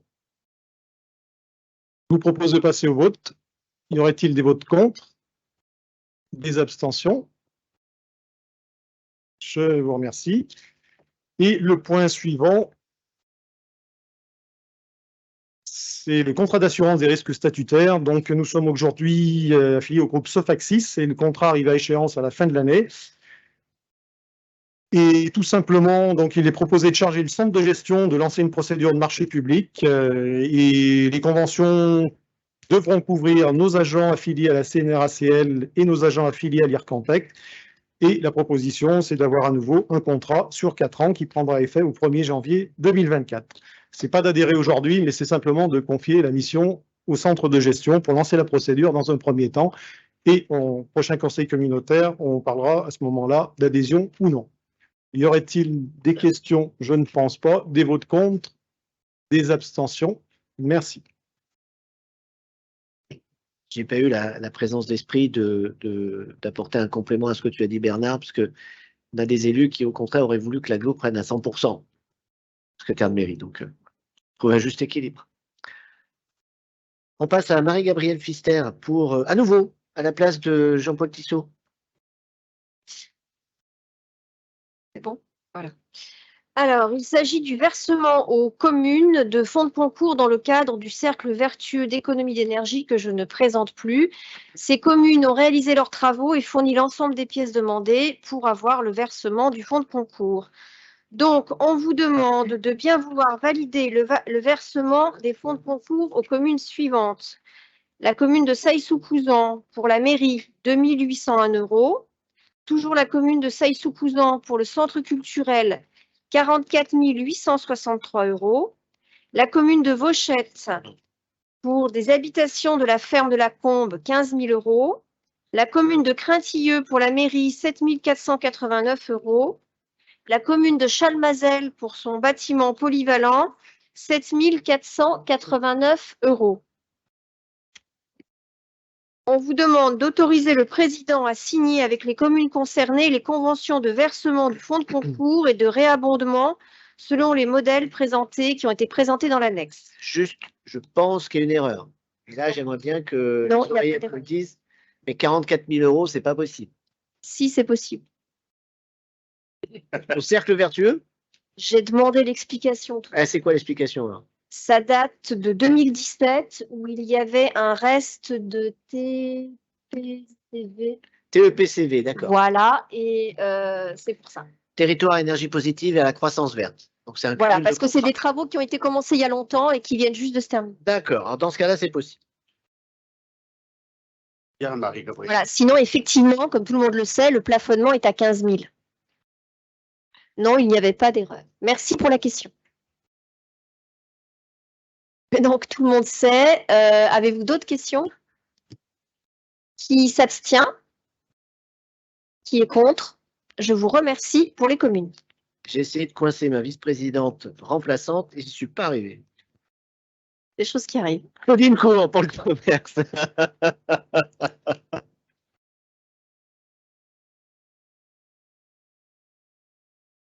Oui, il s'agit donc de l'adhésion à l'association pour le développement et la promotion des marchés, Aime-ton marché, pour l'année 2023.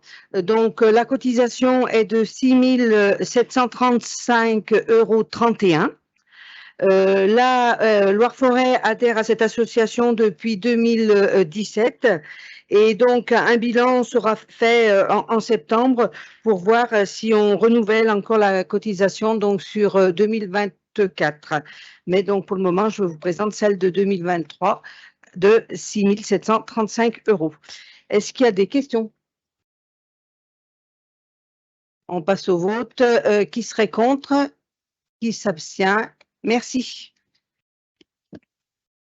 Marc Archer pour une convention d'objectifs et de moyens avec la mission locale du Forêt.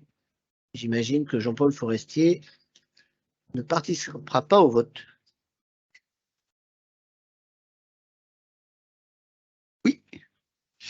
Donc, la mission locale assure l'accompagnement des jeunes de 16 à 25 ans sortis du système scolaire sur les champs de l'orientation, de la formation, de l'emploi et de la vie quotidienne, santé, logement et mobilité. Pour rappel, la mission locale du Forêt a pris en charge en 2022 1002 usagers, dont 421 nouveaux inscrits. Je vous demande donc que le Conseil communautaire approuve le renouvellement de la convention d'objectifs et de moyens entre Loire-Forêt Agglomération et la mission locale du Forêt sur la période de 2023-2025, d'approuver la subvention accordée à l'association au titre de l'année 2023 pour un montant de 108 100 € et d'autoriser le président ou son représentant à signer la convention ainsi que tout document ici afférent. Avez-vous des questions? Donc, je vais vous demander, Pierre Verdier. Oui, je voudrais savoir l'efficacité de cette mesure, parce qu'aujourd'hui, on se rend compte quand même que toutes les entreprises de chez nous, elles cherchent du personnel et qu'elles n'en trouvent pas. Alors, je veux bien qu'on donne de l'argent, mais je voudrais quand même que ce soit peut-être un peu plus efficace pour qu'on puisse recruter du monde, quoi. Alors, je peux répondre. Ben, vous savez, comme moi, qu'il n'y a pas que toutes les entreprises cherchent du personnel et qu'actuellement, on est sur un taux de chômage à 4,8. C'est les derniers chiffres de Pôle emploi.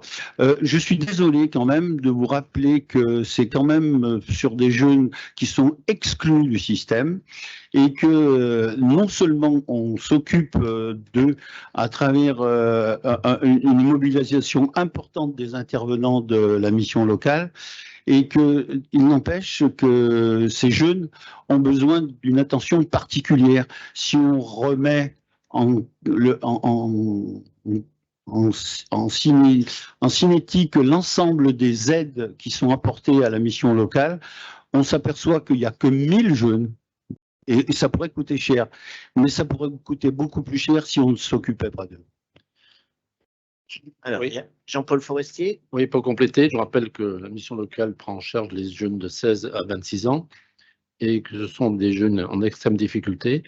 La mission locale, elle relève de Pôle emploi pour justement cette tranche d'âge. Donc, je ne vais pas donner les chiffres de l'intervention qu'il y a eu sur la mission locale, mais je peux te communiquer le rapport d'activité et confirmer qu'il y a beaucoup de personnes. Alors, il y a des personnes qui sont en conseil d'administration dans la salle, là, et je pense qu'on confirmer la même chose. Je profite de l'occasion pour dire que je confirme que je retire du vote en tant que président. Jean-Yves Bonnefoy. Non, simplement, je pense que c'est important que l'ensemble des collectivités s'attaquent au problème de l'emploi et des jeunes en difficulté, parce que à la suite, qu'est-ce qui se passe? C'est juste des gens qui vont être au RSA, et on sait que le RSA, quand on met un pied dedans, on met longtemps à s'en sortir. Alors, je ne parle pas seulement pour les finances du département, mais je parle plus général sur une question d'organisation territoriale par rapport aux aides qu'on peut apporter à nos jeunes. Bien, Marc, si tu veux. Je vais vous demander donc de voter. Qui est contre? Qui s'abstient? Eh bien, je vous remercie de cette unanimité pour ces jeunes-là. Les points 37 et 38 ont été retirés de l'ordre du jour. On passe donc au point 39. Jean-Paul Forestier. On va sur la commune de Montverdun et la zone de Chelmazel. Afin de pouvoir offrir aux entreprises des terrains à bâtir disponibles, Loire-Forêt envisage de poursuivre l'aménagement de cette zone de Chelmazel. Cette zone a été créée dans les années 2000. En 2020, il y a eu acquisition sur la partie sud, qui est actuellement en cours de cession ou déjà vendue. Aujourd'hui, l'EFOS porte acquéreur sur la partie ouest d'une parcelle de 13 800 m² au prix de 2,20 €. Une proposition a été faite à l'indivision Veluire. Cette offre a été acceptée par 4 des 5 propriétaires, le 5e étant sous tutelle. Cette session sera donc soumise à l'accord du juge des tutelles, qui ne pourra se prononcer qu'après cette délibération que nous allons prendre ce soir. Il vous est donc proposé l'acquisition de cette parcelle aux conditions indiquées. Y a-t-il des questions? Non. Qui s'abstient?